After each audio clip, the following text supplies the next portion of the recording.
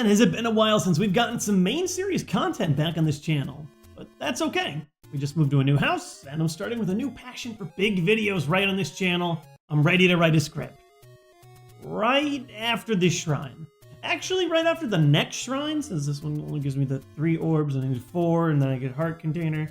Okay, so there's a mini-boss on my way there that appeared out of nowhere, so it would just be negligent of me not to fight him, so we're gonna do that first. Right after this side quest, and then I'm gonna make the video. Right after I get stuff that I need to upgrade my gear. Right after I finish this dungeon. Right after I finish the game. Right after I finish collecting all 900 Korok seeds, and then I swear I'm done. Alright, it took a while, but I'm ready to work. Hey Sunder, you down to help edit this video? Yeah, just after this shrine though. One eternity later. The Legend of Zelda Breath of the Wild is something special. In some ways it feels unlike any Zelda game, while simultaneously being full of elements borrowed from all the other Zelda games over the last several decades. It got me thinking about my favorite Zelda games of all time, and today I wanted to share with you some of my absolute favorites. As always, this is just my personal list. Just the 10 Zeldas I enjoyed the best, sharing some of my favorite memories throughout the history of the franchise. Because Breath of the Wild is so fresh and so new, I decided to leave it off this list for now.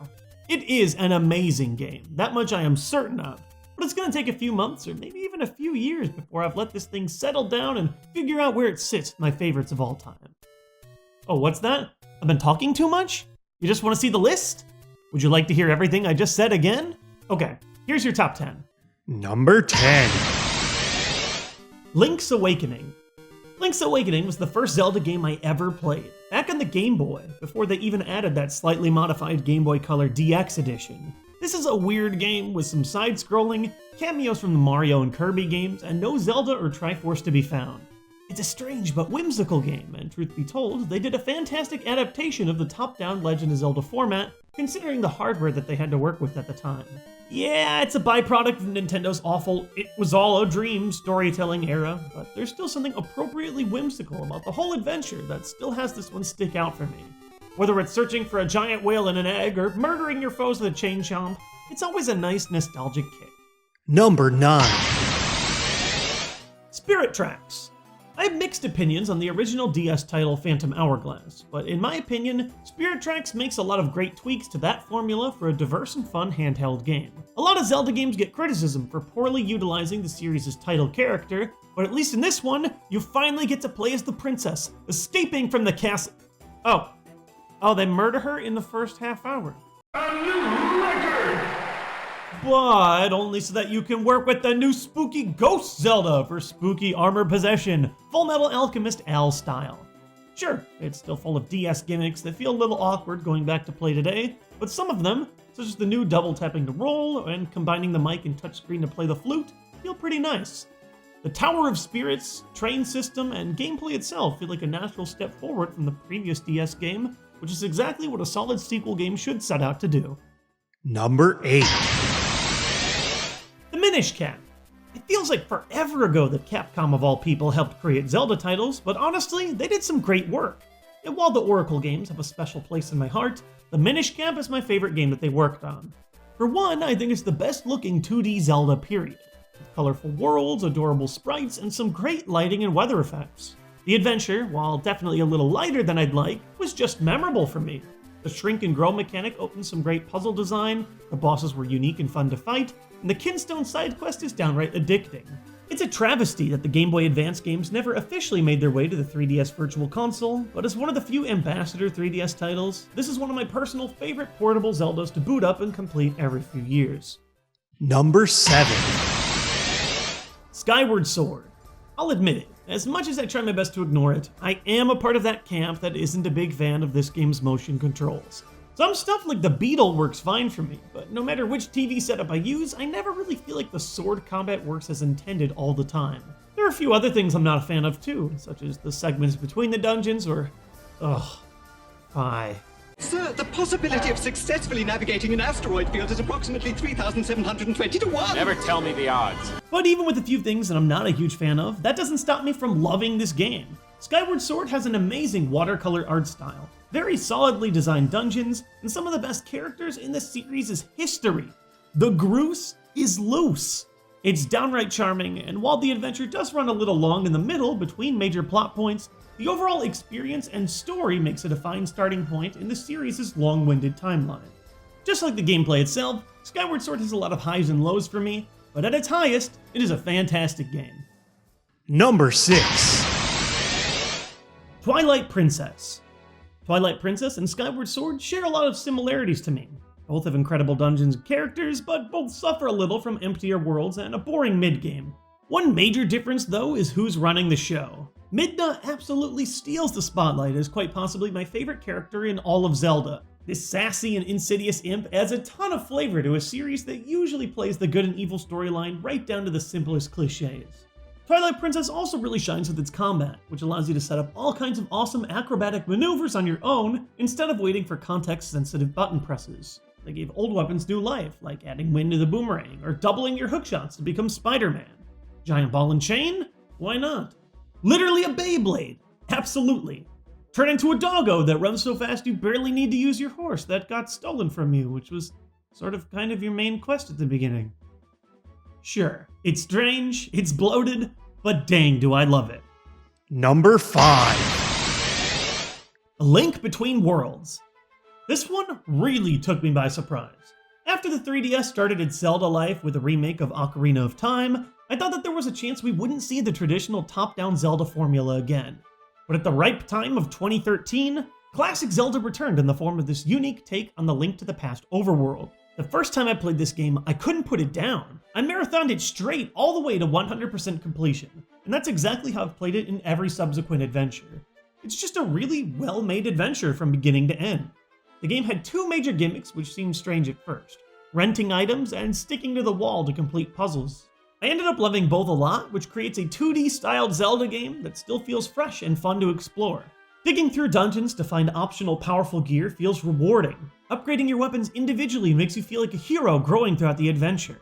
And the entire game really pulls off the 3D but 2D art style very well, taking full advantage of its incredibly smooth 60 frames per second. It's a great game and a fantastic counterpart to the original. Speaking of which, Number 4. A Link to the Past. My favorite 2D Zelda title, and arguably my favorite portable title as well if we count the Game Boy Advance port, A Link to the Past is a classic that's still just as exciting today. If there's any one word I would use to describe this game, it'd be big.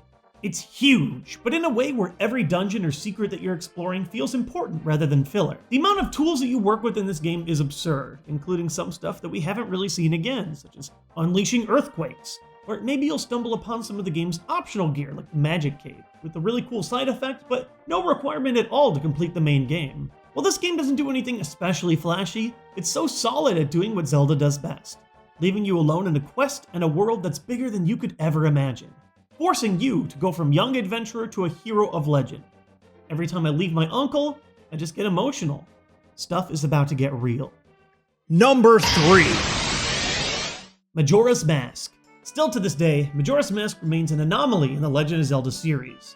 Just like Link's Awakening, there is no traditional Triforce quest here, and it cuts back on the number of dungeons and puzzles that you'd normally find in a Zelda game, all in favor of a living, breathing 3D world. It's downright eerie, with a sense of dread that permeates through the people that you talk with and the ever-expanding moon, which is about to destroy the world. And it is so creepy. As a kid, this game frustrated me a lot at first. Without knowing the proper songs or routes or shortcuts, that 3-day timer burns up really quickly, and you end up feeling like you aren't achieving anything. But like Bill Murray on Groundhog Day, you slowly start to pick up on the exact schedules of every single NPC, slowly allowing you to dig deeper into the game's lore and main quest. There are so many masks to discover and mess with, and collecting them all is by far my favorite side quest in all of Zelda. The main dungeons and final boss are a little underwhelming, but taking the entire experience as a whole, this is a special Zelda game that I'll continue to visit, especially with the recent 3DS remake. Number 2. The Wind Waker. The same way that I pair Skyward Sword and Twilight Princess in terms of their strengths and weaknesses, Majora's Mask and Wind Waker seem very similar to me as well. Like Majora's, Wind Waker does less main dungeons than your usual game, and I'm not even that big of a fan of the few dungeons that you do get in Wind Waker.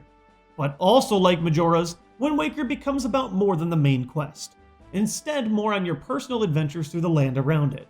It's hilarious to me that once upon a time this game was criticized because it didn't have realistic graphics, because it actually ended up surviving the test of time more than almost any other 3D Zelda, with clean, colorful, and expressive style. Even without the new Wii U HD remake, this is still a very pretty world to look at, and that helps because you spend almost your entire adventure out on the open seas in search for new islands, treasure, and mysteries. Wind Waker captures the feeling of exploration so well. Sure, there are places to be if you want to complete your main quest, but the main part and the best part is taking to the open seas, discovering new islands, and charting new lands on your map. The endgame Triforce chart hunting quest is admittedly exhausting if your only goal is to complete the main story, but I found it most enjoyable over the years if you just set out on an adventure and accidentally stumble on the stuff you need to find along the way. There are so many secrets to uncover. What's with that ghost ship? Or all these cyclones that appear out of nowhere? The world opens up really quickly for you to investigate, and it's a blast. Literally. Number 1! The Ocarina of Time. This is about as cliche as you can get for a favorite Zelda game, but what can I say? Ocarina of Time is hands down the most impactful game I've ever played. I was just 8 years old when this game came out. I was young, I was impressionable. I knew I liked video games, but Ocarina of Time really opened my mind up to what video games could be. For the first 3D Zelda game, they really could have messed it up. In fact, looking at some of the old beta footage, it looks like they had no idea what they wanted to do with Link to match Mario's jump into the 3D world. But somehow, after just a few years of delays, they cranked out a camera system that works, a believable world, and an item system that feels really rewarding.